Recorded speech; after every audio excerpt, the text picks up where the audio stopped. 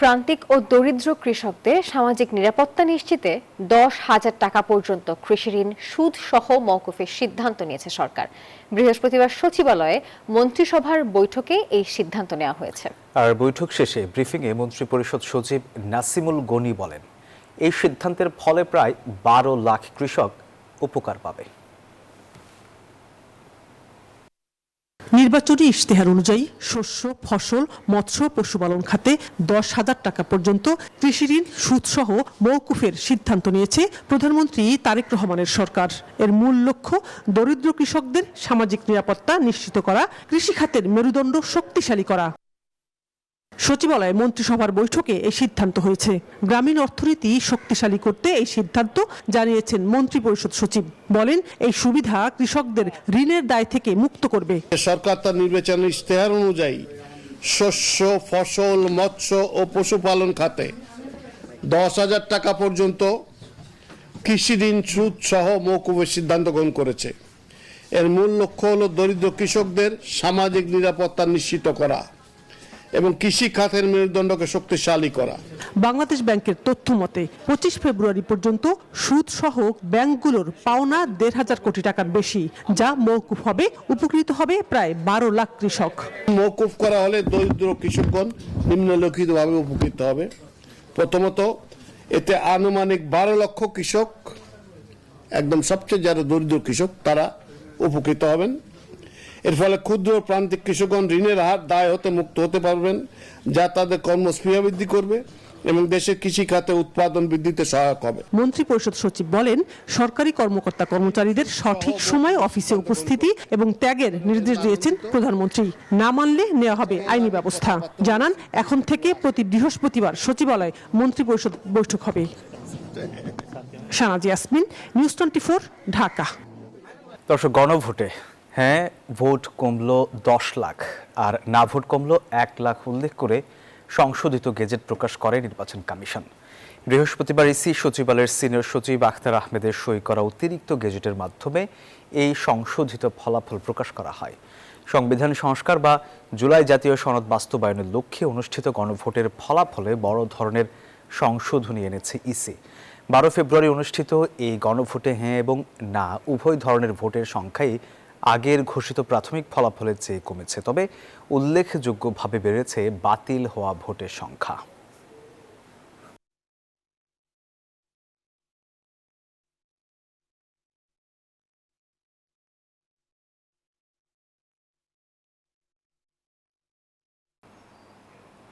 ত্রয়োদশ জাতীয় সংসদ নির্বাচনে ঢাকা 6, ঢাকা 7 এবং গাইবান্ধা 4 আসনে ফলাফল কারচুপি ও অনিয়মের অভিযোগ তুলে হাইকোর্টে আবেদন করেছে বাংলাদেশ জামায়াতে ইসলামী।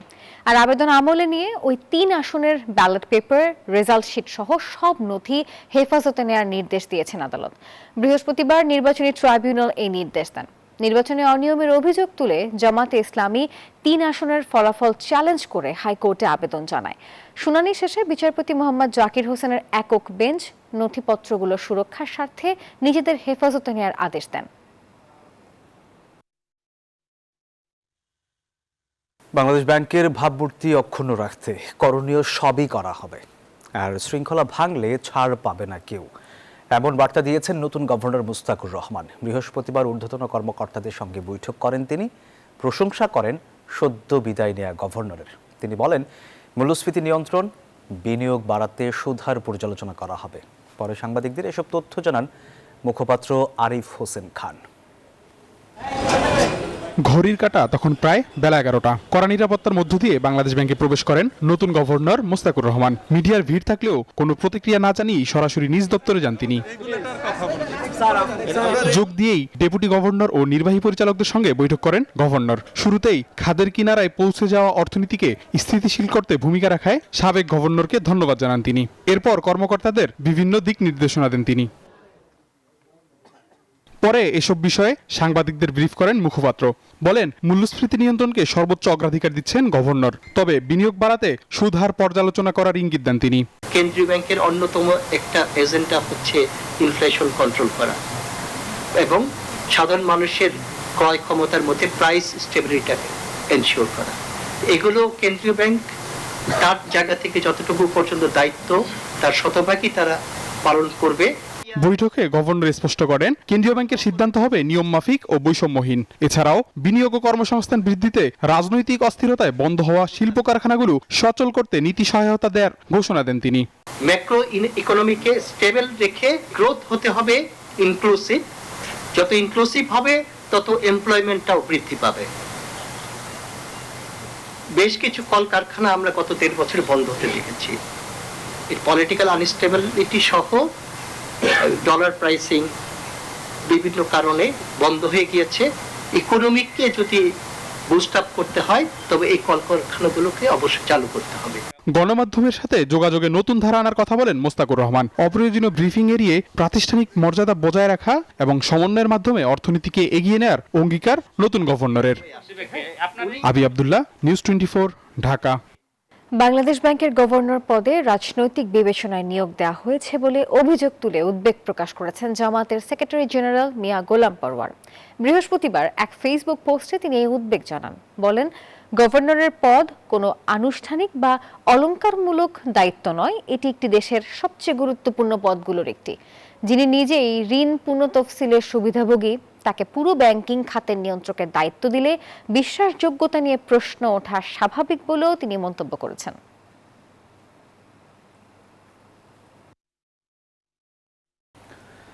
বাংলাদেশ ব্যাংকের নতুন গভর্নর নিয়োগ নিয়ে গভীর উদ্বেগ প্রকাশ করেছে ট্রান্সপারেন্সি ইন্টারন্যাশনাল বাংলাদেশ। সংস্থাটি বলেছে, কর্পোরেট স্বার্থ ও স্বার্থের দ্বন্দ্বের ঊর্ধ্বে থেকে নবনিযুক্ত গভর্নর কতটা স্বাধীনভাবে দায়িত্ব পালন করতে পারবেন তা নিয়ে গুরুতর প্রশ্ন উঠেছে।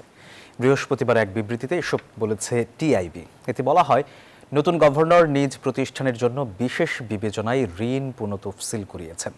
দেশের ইতিহাসে প্রথম কোনো ব্যবসায়ীকে এমন পদে নিয়োগ দেওয়া হয়েছে। এতে দেশের কেন্দ্রীয় ব্যাংক আবারও খেলাপি ঋণ ও রাজনৈতিক সংশ্লিষ্টতা নির্ভর ব্যবসায়ী লবির হাতিয়ার হওয়ার ঝুঁকিতে পড়ল বলে মনে করে দুর্নীতি বিরোধী সংস্থাটি।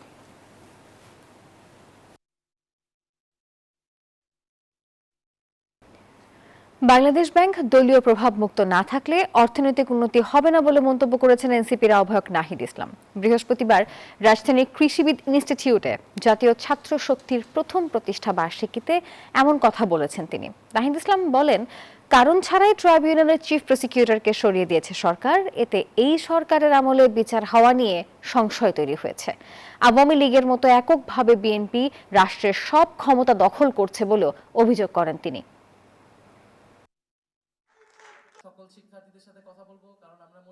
সংস্কার পরিষদের সদস্য হিসেবে তারা শপথ গ্রহণ না করে গণভোটে গণরায়ের বিরুদ্ধে অবস্থান নিল। যেখানে এই নির্বাচন হয়েছে, গণভোট হয়েছে, গণভোটের যে আদেশ, সে আদেশে স্পষ্টভাবে বলা আছে একই দিনে শপথ নিতে হবে। কিন্তু তারা আওয়ামী লীগের মতোই সংবিধানের দোহাই দিয়ে এই সংস্কার পরিষদের শপথ নেওয়া থেকে বিরত থেকেছে। যদি সংস্কার পরিষদের সদস্য হিসেবে তারা শপথ না নেয়, তাহলে এই জাতীয় সংসদের আসলে এক আনা মূল্যও নাই। হাইকোর্টে জামিন পেলেন নারায়ণগঞ্জের সাবেক মেয়র সেলিনা হায়াৎ আইভী এবং কক্সবাজারের সাবেক এমপি আব্দুর রহমান বদী। আর মানবতা বিরোধী অপরাধের মামলায় বাগেরহাটের খান আকরাম হোসেনকে খালাস দিয়েছেন আপিল বিভাগ। আর এদিকে সুপ্রিম কোর্ট বারে বিশৃঙ্খলা ও নৈরাজ্য সৃষ্টির চেষ্টার প্রতিবাদে বিক্ষোভ ও সমাবেশ করেছে আইনজীবী ফোরাম। সব মিলিয়ে বৃহস্পতিবার সরগরম সময় কেটেছে উচ্চ আদালতে।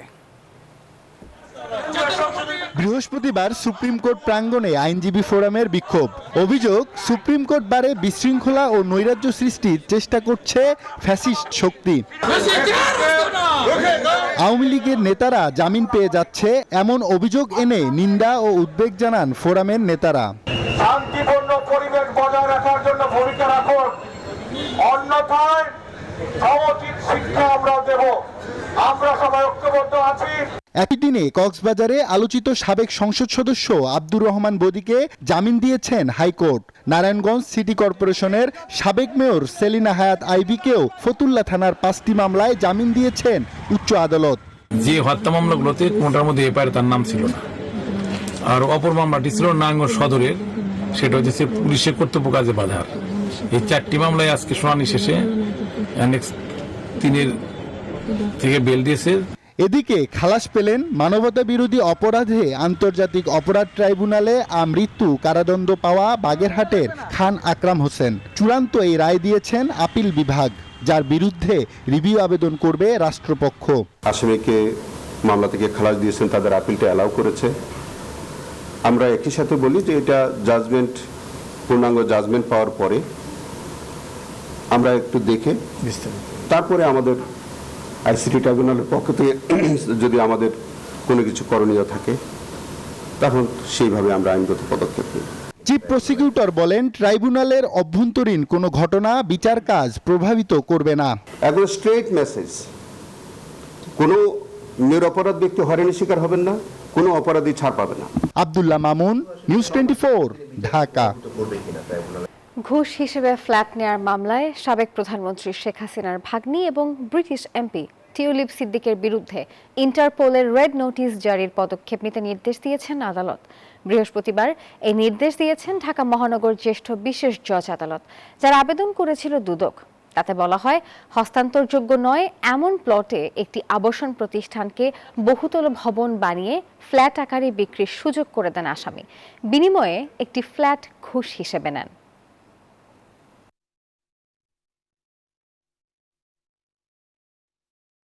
পবিত্র মাহে রমজানে অপরাধ দমনে মোহাম্মদপুরে বিশেষ অভিযান চালিয়েছে আইন শৃঙ্খলা বাহিনী। বৃহস্পতিবার ইফতারের পরপরই আইন শৃঙ্খলা বাহিনীর 2 শতাধিক সদস্য মোহাম্মদপুরের জেনেভা ক্যাম্পে এই অভিযান পরিচালনা করে। অভিযানে মোহাম্মদপুর পুলিশ, ডিএমপির সোয়াট টিম এবং প্রশিক্ষিত ডগ স্কোয়াড অংশ নেয়।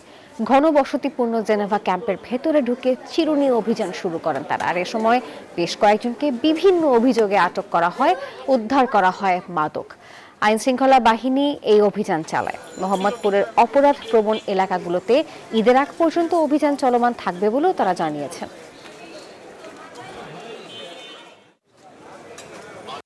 মোহাম্মদপুরে যে অভিযানটি শুরু হয়েছে, এই চাঁদাবাজ, ছিনতাইকারী, মাদক এবং সন্ত্রাসের বিরুদ্ধে এই অভিযান চলমান থাকবে এবং কিশোর গ্যাংয়ের কোনো দৌরাত্ম্য এই মোহাম্মদপুর আদাবরে থাকবে না। আমরা সেভাবে কাজ করে যাচ্ছি। আমাদের তেজগাঁ ডিভিশন এবং আমাদের মোহাম্মদপুর জোনাল টিম, সেই সাথে ডিএমপির যে গোয়েন্দা ইউনিট এবং সিডিটিসি ইউনিট, সবাই সম্মিলিতভাবে আমাদের সঙ্গে রয়েছে। ঈদ মানেই শিশুদের কাছে নতুন পোশাক, বন্ধু কিংবা পরিবারের সঙ্গে ঘুরতে যাওয়া। আর এই ঈদে বেশি আনন্দ যেন বাড়ির সবচেয়ে কনিষ্ঠ সদস্যকে ঘিরে। রমজানের 7ম দিনে রাজধানীর বিপণী বিতানগুলোতে বাবা মায়ের ব্যস্ততা, আদরের সন্তানের ঈদ শপিং নিয়ে। দর্শক, বিস্তারিত রাশেদ রায়হানের রিপোর্ট। ঈদে শিশুদের আনন্দের অন্যতম প্রধান আকর্ষণ নতুন পোশাক। বড়দেরও আগ্রহ থাকে তাদের ছোট্ট সোনামণির পোশাকটি যেন সবার আগে কেনা হয়। রোজার শুরু থেকে জমে উঠেছে ঈদের কেনাকাটা। দোকানিরাও তাই আগে ভাগে তাদের নতুন কালেকশনের পসরা সাজিয়ে বসেছেন। আর কর্মজীবী মা বাবাদের অবসর সময়ে বরাদ্দ হয়েছে তার সোনামণির ঈদ কেনাকাটায়। 10 রোজার পরে আমাদের চাপটা বাড়ে, ইনশাল্লাহ এবারও আশাবাদী আমরা, বাড়বে ইনশাল্লাহ। চিরচরিত নিয়ম নাতি নাতকে আলাদা থাকবে। ওদের নতুন লাল জামা নেবে, নাই গোলাপি, নাই কমলা। আমার শ্বশুর শাশুড়ি থেকে শুরু করে আমার বাবা মা, আমার ছোট মেয়ে আছে, সবার জন্যই কিনতে এসেছে। দেশি বিদেশি ফ্যাশন হাউস এবং ব্র্যান্ড শপগুলো এরই মধ্যে নিয়ে এসেছে তাদের নতুন কালেকশন। বিভিন্ন রং ও নকশায় অলংকৃত করা হয়েছে শিশুদের পোশাক। ড্রেসের সাথে মিলিয়ে পাওয়া যাচ্ছে রকমারি ডিজাইনের হ্যান্ডব্যাগ ও জুতা। ঈদের জুতা, তারপর হচ্ছে ব্যাগ, এগুলো ভালো লাগছে। আমি একটা গাউন কিনেছি, আমি একটা স্যান্ডেলস গামিজ কিনেছি। ঈদের সময় হচ্ছে কি অনেক বেশি ভিড় হবে, এজন্য আমরা আগে থেকেই এগুলা কমপ্লিট করে ফেলতে চাচ্ছি। ফার্স্ট দিন থেকে আজকে পর্যন্ত আমাদের বাচ্চা কালেকশনগুলো একটু বেশি চলতেছে। ছেলে শিশুদের জন্য মিলছে fashionable shirt, polo T shirt, একাধিক ওয়াশের জিন্স সহ নানা পোশাক। অনেক ভালো লাগতেছে। কি কি নিতে চাও? আর শু নিতে চাই, আর অনেক কিছু নিতে চাই। পুরোটা সিঙ্গেল টি শার্টগুলো হচ্ছে 1800-1600 টাকা করে, 1500 টাকা করে, আর সেটগুলো হচ্ছে আপনার 2000-1800 টাকা করে।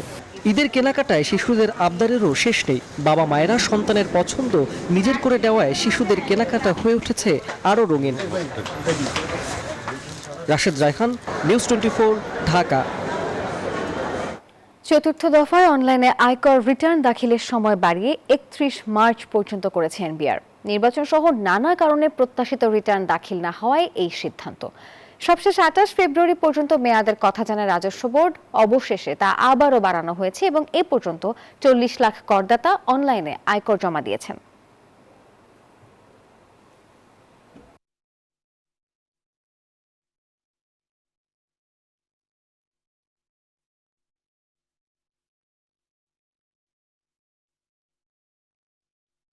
সুইজারল্যান্ডের জেনেভায় ইরান ও যুক্তরাষ্ট্রের মধ্যে তৃতীয় দফার সরাসরি আলোচনার প্রথম ধাপ শেষ হয়েছে।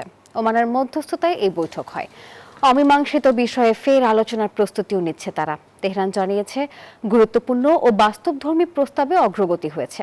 ইঙ্গিত দিয়েছে বৈঠকে পারমাণবিক কর্মসূচি নিয়ন্ত্রণ ও নিষেধাজ্ঞার প্রত্যাহারের বিষয়টি গুরুত্ব পাচ্ছে। এই আলোচনাকে মধ্যপ্রাচ্যে ক্রমবর্ধমান সামরিক উত্তেজনা নিরসনের শেষ সুযোগ হিসেবে দেখা হচ্ছে।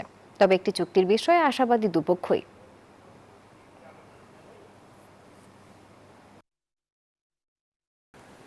এবারে খেলার খবর। টি-20 বিশ্বকাপে সুপার 8-এর ম্যাচে ওয়েস্ট ইন্ডিজকে 9 উইকেটে হারিয়ে সেমি-ফাইনাল নিশ্চিত করেছে দক্ষিণ আফ্রিকা। আহমেদাবাদে টস হেরে ব্যাট করতে নেমে দলীয় 83 রানের মধ্যে 7 উইকেট হারিয়ে ফেলে ওয়েস্ট ইন্ডিজ। 8ম উইকেটে হোল্ডারকে নিয়ে 89 রানের জুটি গড়েন শেফার্ড। হোল্ডার 49 রানে ফিরে গেলেও শেফার্ড অপরাজিত থাকেন 52 রানে। শেষ পর্যন্ত তাদের ইনিংস থামে 8 উইকেটে 176 রানে। লুঙ্গি এনগেদি নেন 3 উইকেট, জবাবে মাত্র 1 উইকেট হারিয়ে এডেন মার্করামের হার না মানা 82 আর রায়ান রিকেলটনের 45 রানে 23 বল বাকি থাকতে জয় তুলে নেয় প্রোটিয়ারা।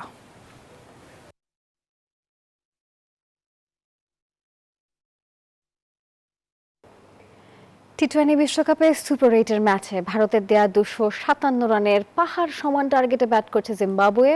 আর শেষ খবর পাওয়া পর্যন্ত রোডেশিয়ানদের সংগ্রহ 3 উইকেটে 150 রান।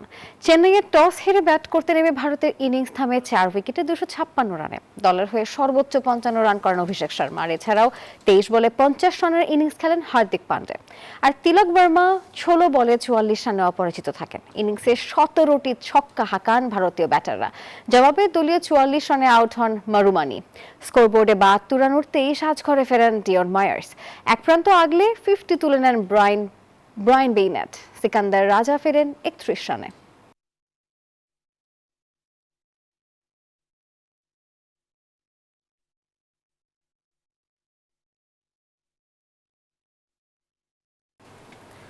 দর্শক, এই ছিল এখনকার মতো। এতক্ষণ আমাদের সঙ্গে থাকার জন্য ধন্যবাদ সবাইকে।